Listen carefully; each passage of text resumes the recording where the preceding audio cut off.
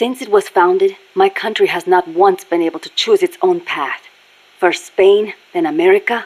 Over 100 years of this. I know. In the 19th century, an American mercenary named William Walker seized power in Nicaragua. I'd heard he exploited rivalries between the political parties. Even after we expelled him, the Americans sent in their Marines under the pretext of quelling political unrest. And the real reason? To intimidate the government and thwart the construction of the Nicaragua Canal.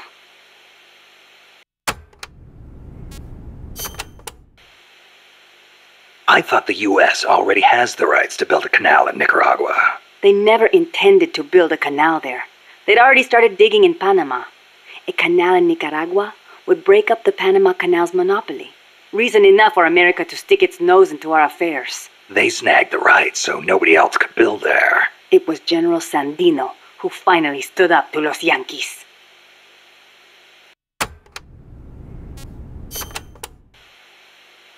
General Sandino waged a guerrilla war against the Marines, at last driving them out.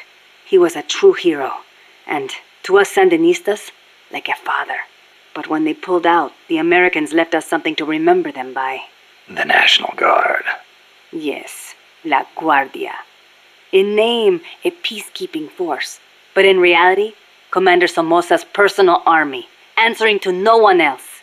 Unable to stay silent, General Sandino went to protest and was assassinated by Somoza as he made his way home. It was then that Somoza and los Sapos began to eat our country alive from the inside.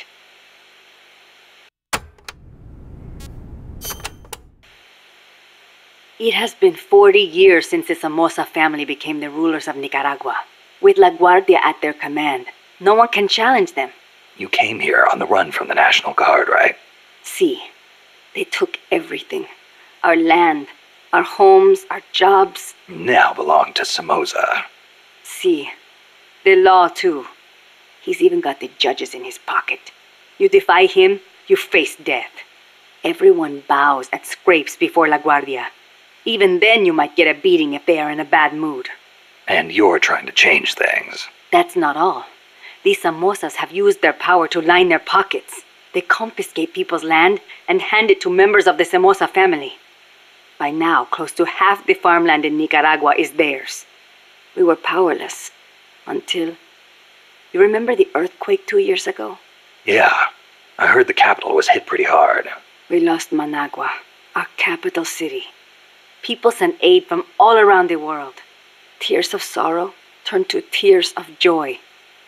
Yet almost all of it was embezzled by the Somozas. They sold out those who'd lost everything for money. They feasted on our country's suffering. Public resentment is at the boiling point. The Somozas' days are numbered. We will see to it.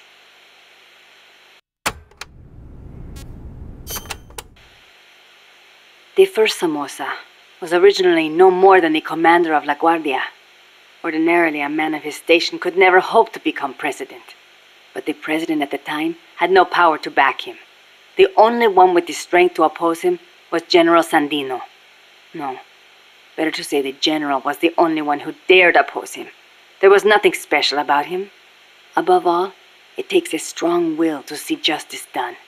That is what he taught us. It's also what motivated Somoza to have him killed. Yes, the rest was easy. He got rid of the president, taking office in a sham election. And once he had the power, he never gave it up. Talk about heavy-handed. He had the Americans backing him, that's why. They didn't want to hand over power to a rebellious general. Even so, it's hard to believe Washington would give its blessing to a guy like that. The American president at the time put it this way. Somoza may be a son of a bitch, but he's our son of a bitch. In other words, better a dog or los sapos than an anti-US regime.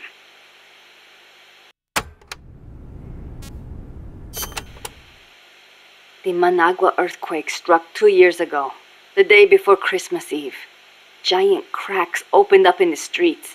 Sleeping children were crushed in collapsing houses. No chance to escape. No visit from Santa Claus. Thanks to Somoza, the old houses could not even get rebuilt. It was a nightmare. I heard the epicenter was right in the middle of the city. Even today, It's too dangerous to build on top of the fault line. The city center is still in ruins. And to make things worse, Somoza stole the recovery money. We must not fail. We owe it to those who lost their lives. We will defeat Somoza.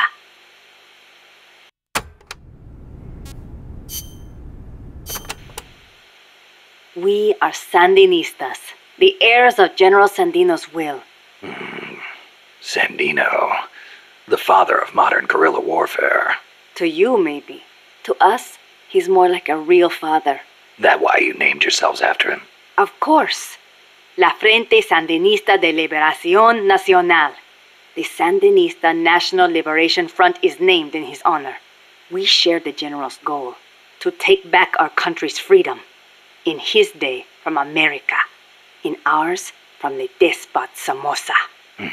Times have changed, but the song remains the same. Patria libre o morir. That is our slogan. El Che used to say the same thing, you know. Patria o muerte, the slogan of the Cuban Revolution. So, you're fighting for a socialist revolution too, then? No, it's not about ideology. We only want to live normal lives. We are sick of living in a country where you can be beaten for walking down the street, where you never know if your neighbor is snitching on you. Our goal is to give back the country to its people. Yeah, the Cuban Revolution started out like that too. We are few in number, but we will win. Victoria o muerte. For a revolutionary, there is no other fate.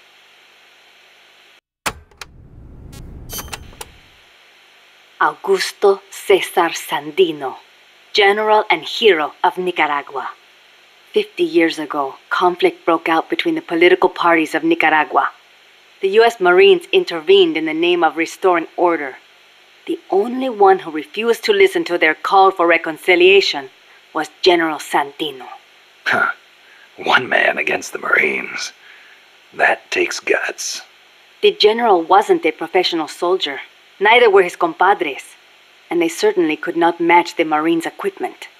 But he used the land to his advantage, lurking in the fields and hills of Nicaragua, and using surprise attacks to harass the Marines. I know.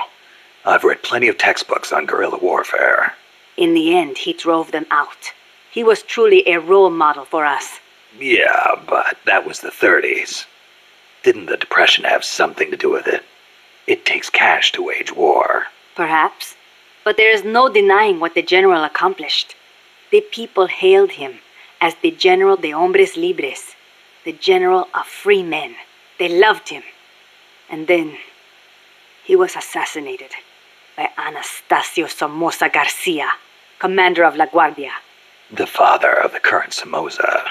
Somoza had the Americans' backing. That is the way things were. The general may be dead, and the times may have changed, but his will lives on inside each of us. We are the sons and daughters of General Sandino.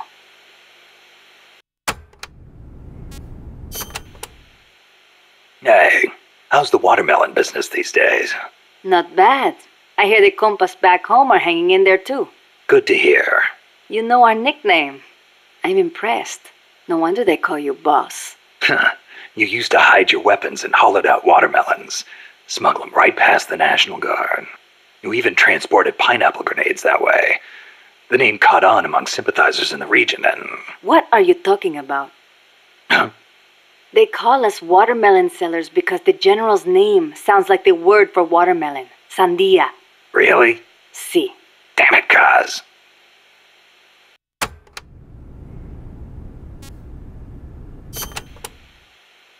A revolution to bring peace to your country, huh?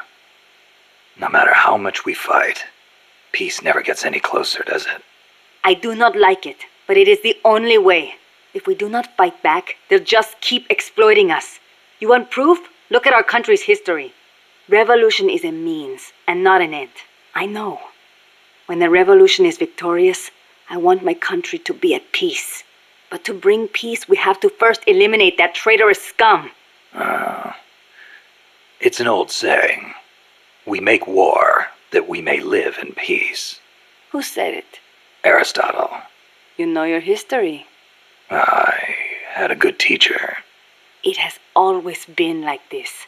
People making the same mistakes over and over. And still, all we can do is fight. I hear you. If you've got a goal, you've got to keep moving forward.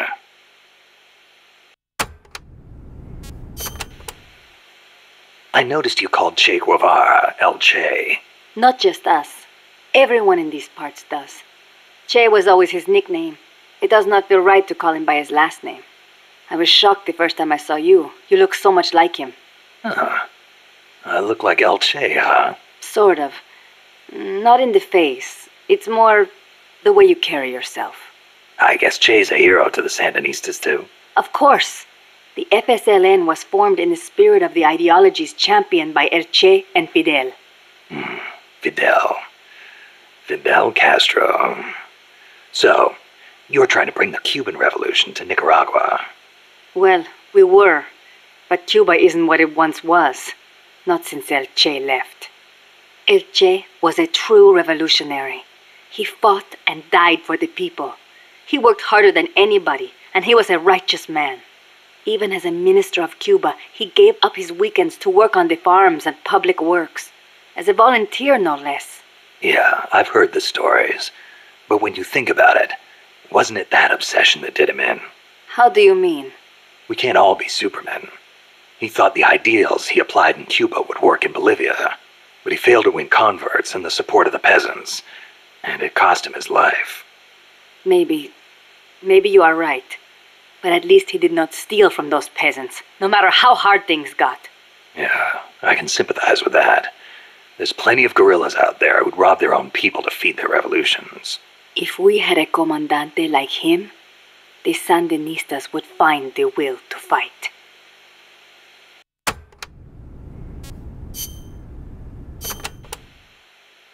You called that giant chopper an hombre nuevo. Si. It means new man. New man? There was nobody piloting that thing. It must be controlled by machine. Yeah, it seems that way. No human being could pull off those crazy maneuvers. But it's not crazy. It's smart. It sings, too. When we first saw it, one of your men said, "Pilot must be an hombre nuevo." Me? I do not like the name. Why? Hombre nuevo was what El Che was striving to become. What all of us who joined the Sandinistas strive to become. That's why. An hombre nuevo is one who finds joy in virtue and voluntary labor. It makes me furious to see that name given to such a monster. I'll bet.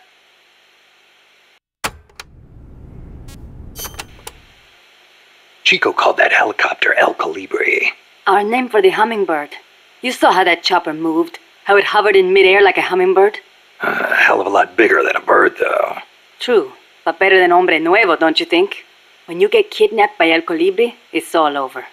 They take you to a prison camp and torture you until you snitch on your compas. That's what took Chico. They have no mercy. Once you talk, they toss you out like trash. I knew this, and still I could not save Chico. If he cannot be saved, I will do what must be done. Don't write him off like that. Sometimes you have to survive, even if it means sacrificing your honor. I'll get him back. I promise.